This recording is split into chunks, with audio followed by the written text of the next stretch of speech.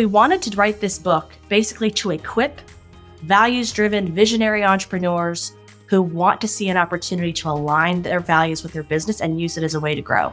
We'd like to say for any product or service, there's a Liberty Spender for that, and we can help you find them. Why not market to them based on their convictions? And we're talking about things like their faith and their politics.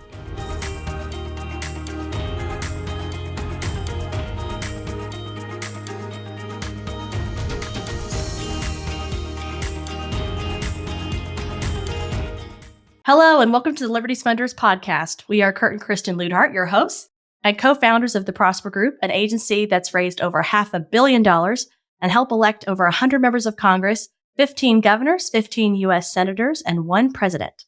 And now, in addition to helping political candidates get elected, we're helping your business get elected by answering this question: what if you could exponentially grow your business by tapping into a lucrative and engaged audience that we call Liberty Spenders? Now, Liberty Spenders are politically conservative or faith-based consumers, and they're looking to buy from businesses and brands that align with their values. And today, we're doing a special edition of our Liberty Spenders podcast. Some of you may know, if you've been listening, that we recently published a book by the same name, Liberty Spenders. And we want to do a deep dive for you about the book and give you a little bit of background on what it covers to help you understand this concept a little better. So for that purpose, we're bringing in our longtime friend of 2 decades, Lindsay Jancic. She's the former head of comms for the RNC and also a PR executive. And we're going to reverse roles today. And so she's going to interview us instead of us interviewing a guest. And we think that's really the best opportunity to provide a great episode and a great value. So without further ado, Lindsay, welcome to our show. Oh my gosh, I'm so excited to be here. Thank you so much for having me. First off, I just want to say how excited I was to see that you guys were writing a book.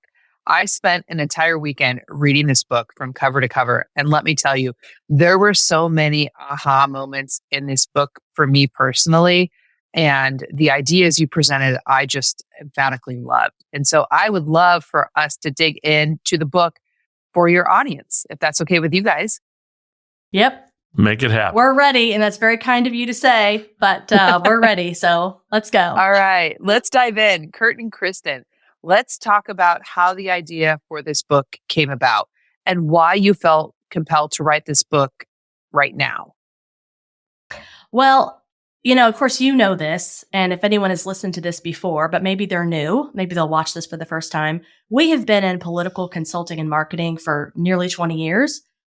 We have loved it. We've loved the impact we've made. As we mentioned at the outset, we've raised over $500 million. It's getting close to 600 million by our count now. And so we've enjoyed that. But we have also just recognized over our years that if we really want to make a difference, we really can't rely on just politicians. No politician is going to save us. And there's so much impact that business owners can make in the community, et cetera. And we just saw a trend in the marketplace that was inspiring us to take another look as to how we might serve these people. Mm-hmm. And so we wanted to write this book basically to equip values-driven visionary entrepreneurs who want to see an opportunity to align their values with their business and use it as a way to grow. That's fantastic. So you just mentioned a little bit about those visionaries and those entrepreneurs. Is that who you wrote this book for? Or can you tell me who the intended audience was that you wrote it for? Yeah, it's definitely for them. I mean, I know, again, we've been business owners a long time. We've had a number of businesses. We've profitably exited 3. We've also had some colossal failures. And so we really connect. We love running businesses, and we really just connect with, I think, common struggles of business owners that are looking to differentiate in the market. They're chasing transactions. They're trying to find a way to have meaning in what they're doing. And so for so many people, they can feel stuck, burned out. They don't know how to grow revenue in a way that is consistent. And so we just really wanted to arm those people with this strategy. We see this opportunity in the marketplace. We looked at a Harris poll from 2022 was stating that 82% of consumers are looking to buy from brands that they feel like align with their values. And as much as 75% said they will part ways with a brand that they feel like is not aligned. And so you look at these trends and you just think, one, there's opportunity. Two, our hearts, we've just felt called to do more and to take what we've learned to help business owners, fellow people on this path, and help them to grow their business. And the timing just felt perfect. Like it just felt like this was made to be, and we were in a great position to help educate people. That's amazing. Those stats are just incredible when you think about what draws consumers to certain brands and to certain businesses. That's fantastic. Let's dive into the heart of the book. Kurt and Kristen, there are several chapters in this book that I found especially valuable, and I would love for you guys to highlight. Chapter 2 specifically comes to mind, and it discusses conviction-driven marketing and your 5P system. Kurt, tell me why conviction-driven marketing is so effective. Well, I think maybe I want to start with the problem. I think the problem for many businesses at the moment is they feel caught on a hamster wheel.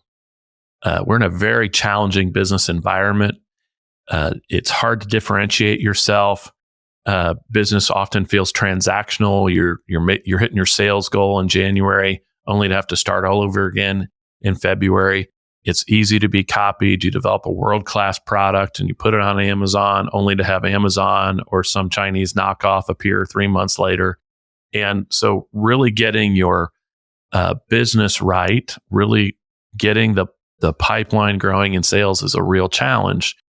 And your typical vanilla marketer is just going to take you down the same path as everybody else. Maybe they've got some Facebook hack that they're pushing today that's going to be gone in 6 months once everybody else figures it out. Or they're going after a typical approach that I was taught when we were learning about marketing back in college, which was let's get into the geographies we need to target, or let's look at demographics. And all of those tools are getting older and older by the day and less effective. And that's why a lot of business persons are frustrated and pulling their hair out and burn out and wondering, why in the world am I doing this? And I've sympathized because I've been there before. And you think, man, I could just be working for someone else and coming home at 5 o'clock and actually sleeping well at night. So we're here to talk about what we believe is a much more powerful strategy, conviction-driven marketing. And if we return back to what Kristen was saying earlier, we already know that 80+% of consumers of all types are considering companies' values both as a reason to buy and a reason not to buy from that company, whether you're selling a product or service. So we already know that people are looking at your convictions when they're buying. Why not market to them based on their convictions? And we're talking about things like their faith and their politics, which are the two of the most powerful, passionate ways to connect with people. For the same reason we were told when we were kids, let's not talk faith and politics at the dinner table, is also the same reason why you can develop powerful connections with people, because they're so opinionated and passionate about that. And we know consumers are looking at it, so you might as well, as a business, steer into that trend and talk about your values in your marketing, align your company with consumers that share your values in an authentic way. That's conviction-driven marketing. You know, and what I loved about this concept, Kurt, was it was an aha moment for me, because on paper, like, you take myself and my neighbor, same gender, same age, live on the same street, but yet have completely different, just values and what we like. And so we would typically, from a vanilla marketer, be getting the same targeted ads. But what you're talking about and discussing is targeting based on our values instead of just what we look like on paper, because you're not going to attract just as many consumers that way anymore. Absolutely not. And I know some people are afraid, well, why can't I just target both Lindsay and her neighbor? And my answer to that is, there are hundreds of millions of people who live in the United States. Most of you can make a killing as a business on far less than 1 million customers. So why not connect with them? We would call it, why not be something to somebody than nothing to everybody? And so pick those customers that are going to jump on board and be passionate for your company, And the benefit you get from that isn't just a sale. You get a much more loyal customer, somebody who's with you because they want to see you succeed badly. They might be willing to stick with you through some tough moments as a business. They might even be willing to pay a little more or drive a little further because they believe in your cause and the good you're doing in the world. And that relieves some of the symptoms we're talking about earlier. It can really get you off the hamster wheel when people are far more loyal. We talked about the concept of renting customers versus owning customers. So you have, when you're connecting people at the level of convictions, you're owning them. In a sense, they are dedicated to you. They want to be a part, versus renting them because they bought your product because you happen to be 15% cheaper than the competitor or 10% better, all of which is fleeting and can go away tomorrow. Right. And they're invested too. If I'm bought in and I own, this product instead of renting this product, I'm going to be your biggest advocate and champion. Versus Absolutely. if it's just a one-time, purchase, I may not want to come back to you if I'm dissatisfied. But if I believe in you, I'm going to tell everybody and shout it from the rooftops, right? Yeah, and the data and examples of businesses back up just what you're saying, Lindsay, which is,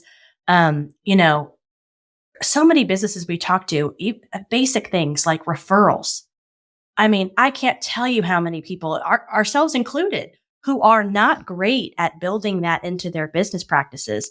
And this helps with that. It helps with referrals because, again, we all want loyal, passionate, raving fan advocates for our business. And you get that by, of course, delivering a quality product or service, doing a good job.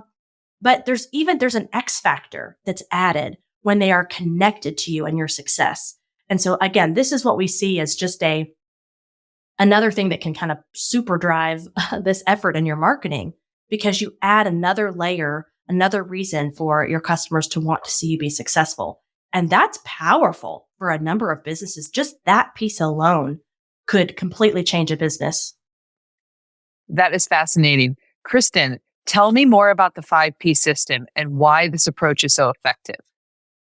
Well, I mean, the big takeaway really is that the 5P system, it gives you a framework, a step-by-step framework, so that you can use conviction-driven marketing successfully. It is the key to making that all work.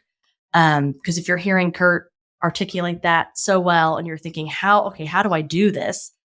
There's the 5P system to make it easy. And we really came up with it after looking at, again, what had been working successfully with our political clients and what was the difference with those who succeeded, even underdogs. Example, Donald Trump in 2016 that we worked on so closely. What on earth did he do and others like him to be successful? And we narrowed it down to these 5Ps. So the first one is people. You need to understand the people, understand what motivates them. For us, part of that is the data that we have done and the research. So I think it was mentioned earlier, but we did a nationwide survey and modeling and found that 76.5 million people that we have modeled have said they're more likely to buy from businesses and brands that are using the messaging and resonating on values. So that's the first step, is really getting clear on the people. The second is positioning. And we suggest there's 3 main ways to do that within our framework. The first is market fit, or other people might call it product fit, where your product naturally aligns with the desires and the needs of the consumer. The second one is issue.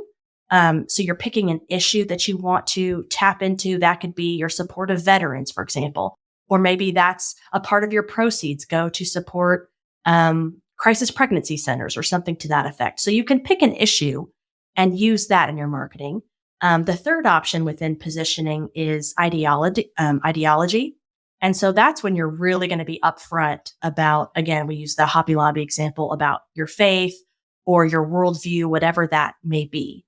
And so that's positioning, and figuring out what's authentic to you is important. And so we talked about this. Is it taboo, to talk about faith and political worldview? It does not need to be. Pick something that's authentic. And for example, there's nothing controversial about supporting veterans. So I think that's a great example. Made in America. These are things, again, that serve in positioning, that don't have to make you uncomfortable or make you feel like you're being controversial. So that's the second P. The third is a passionate story. And this is really important. Again, when we talk about marketing as a whole, how do you capture attention? You need to know how to connect on an emotional level. And this is where our political background is really handy, is understanding how to tell a good story. And again, business owners listening, this is often where people get tripped up because we don't like talking about ourselves, most of us, and we can find it hard to tell a story or think, I don't have a good story. Yep. But I'll just tell you right now, you do. Everyone does. And we can help you find what that is. That'll help you connect. So that's the third P. The fourth is proof. We don't like doing anything based on just our gut. We've learned way too many times that we don't always have the right answers. And so we've worked this into the system so that you can take your messaging, use science, do a test, and feel confident that the messaging is going to work, that it's going to be effective, that it's going to move the needle, even before you spend $1 on it. That's what I think is so exciting about this, because traditionally, you're testing your ads live. And so with this, a business owner can really feel good before they even go to market, that they have a solid message that they feel comfortable with and that is effective.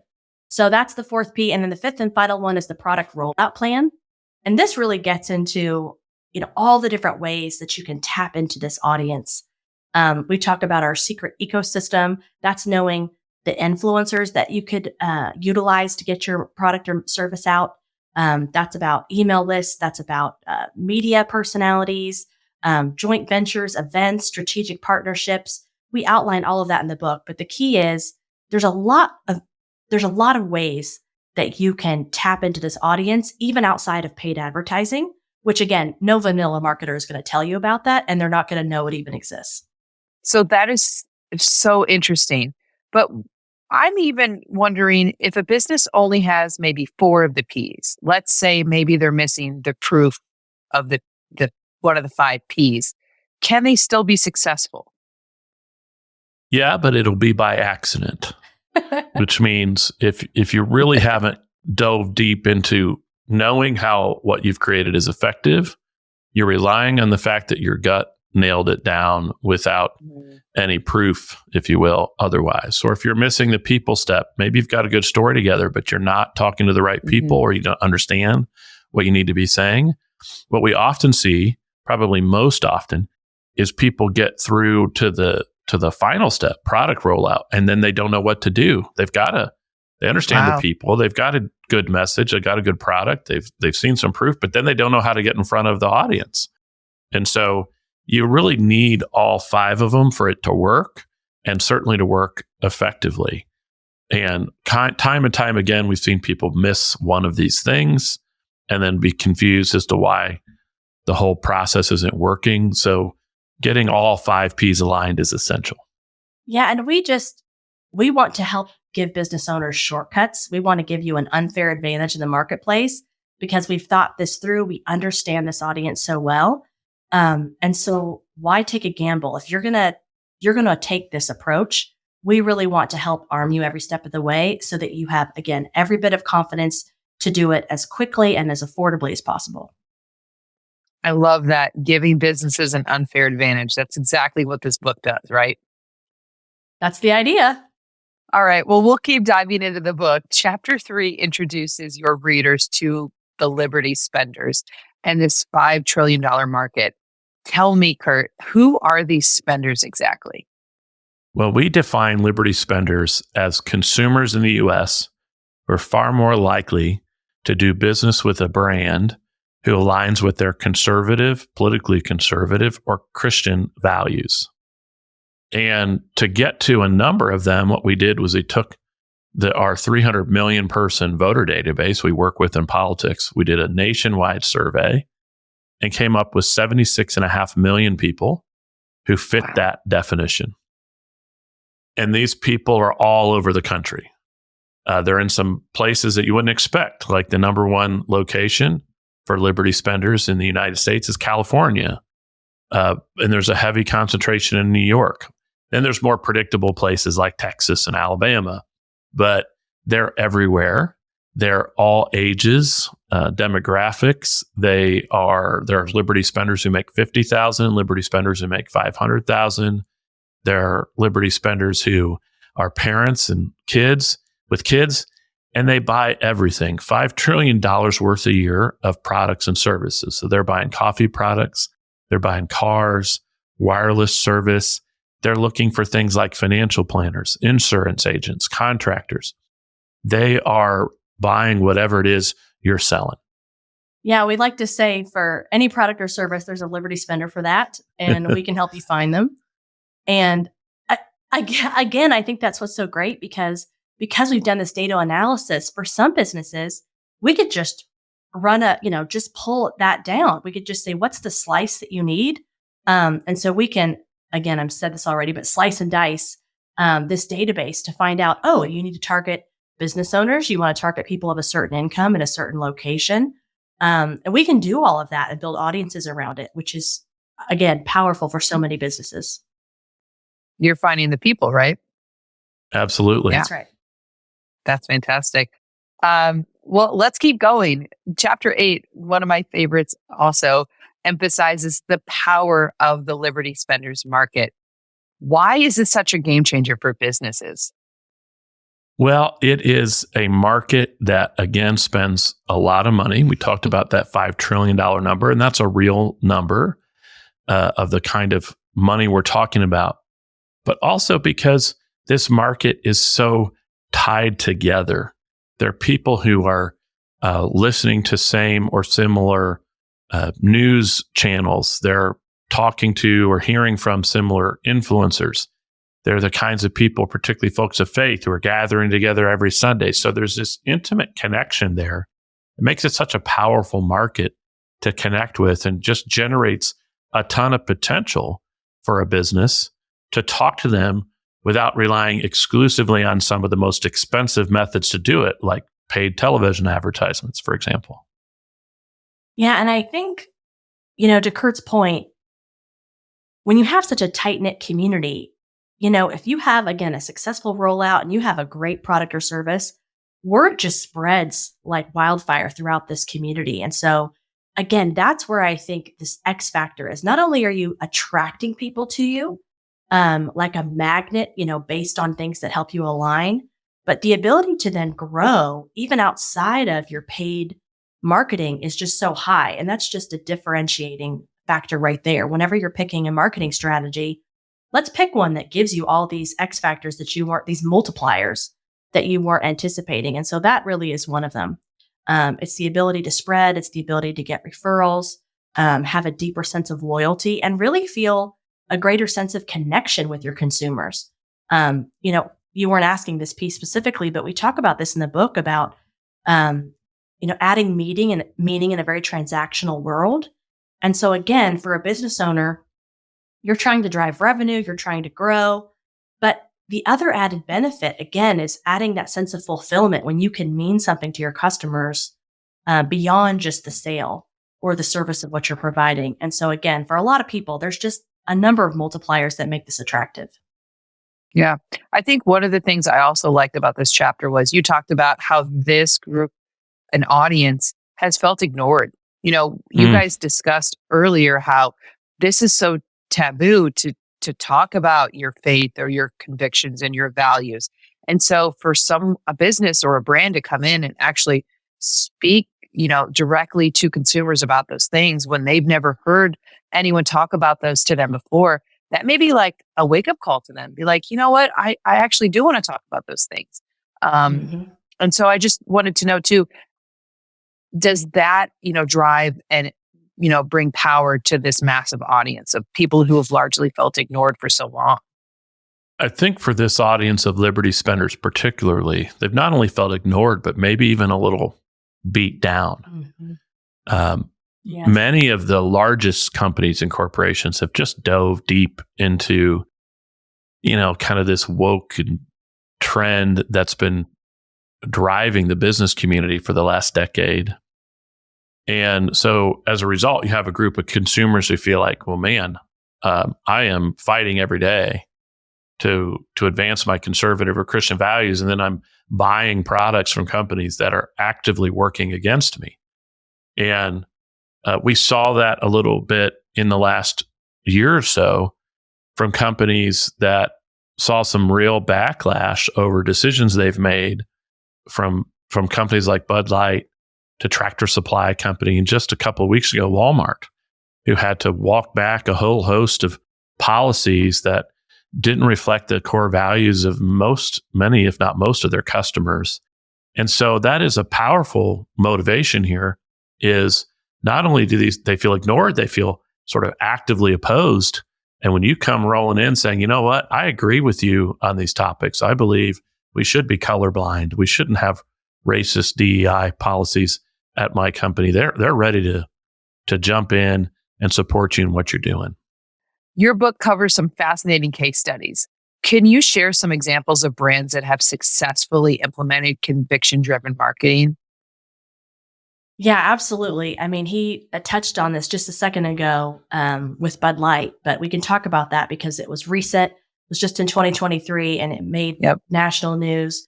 But they made a massive marketing blunder with an influencer, and their core audience did not feel like this represented them or what has been true of that brand. And so they lost $27 billion with a B in market value in just a month. And that is a staggering amount of money. And they've not recovered billion? Since. $27 billion. And they've not recovered since. Wow. They have lost market share and have not regained it. And so in that particular example, you've got this amazing, bold entrepreneur, Seth Weathers, who decided, you know what? Maybe this audience has finally had enough and maybe they're willing to consider an alternative brand. He launched Conservative Dad's Ultra Right Beer days after this happened. And again, just a short matter later, had done hundreds of thousands of dollars in business. He took advantage of that kind of viral moment, if you will, connected with people on that topic and said, stop giving these people your money. Why don't you buy this instead? Was wildly successful, then soon went on and did over $1 million. And then he just launched a special edition can with Trump on it and did another $1 million just based on that. And so he is a great example of someone who has seen this gap in the market, seen an opportunity and taken advantage of it. Now, not everyone's going to do that. Obviously, that you created a lightning in a bottle situation, but that just shows you the power of what can happen when you tap into that and people are ready to buy a completely no-name brand. If he had just tried to launch a beer brand without using that type of conviction-driven marketing or branding, he wouldn't have had that success, and it would have taken a ton of capital and years probably to build up that level of consumers.